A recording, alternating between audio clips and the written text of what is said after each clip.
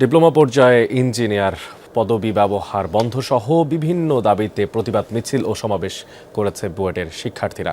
শুক্রবার রাতে বুয়েট শহীদ মিনারের সামনে অবস্থান নিয়ে শিক্ষার্থীরা জানায়, উপসহকারী প্রকৌশলী পদে 10ম গ্রেড মুক্ত করে শতভাগ পরীক্ষার মাধ্যমে নিয়োগ নিশ্চিত করতে হবে। এছাড়া 9ম গ্রেডে 33% প্রমোশন কোটা বাতিলের দাবিও তোলেন তারা। আন্দোলনকারীদের অভিযোগ, গত বছর 27 আগস্ট মন্ত্রণালয় যেই সুপারিশ কমিটি গঠন করেছিল, কমিটির 1 মাসের মধ্যে সুপারিশ প্রদানের কথা থাকলেও এখনও চূড়ান্ত সুপারিশ আসেনি। অভিযোগ করেন, একটি পক্ষ পদবি ব্যবহার করে প্রভাব বিস্তার করছে এবং প্রক্রিয়াটি বাধাগ্রস্ত করে বিশৃঙ্খলা তৈরি করার চেষ্টা চালাচ্ছে।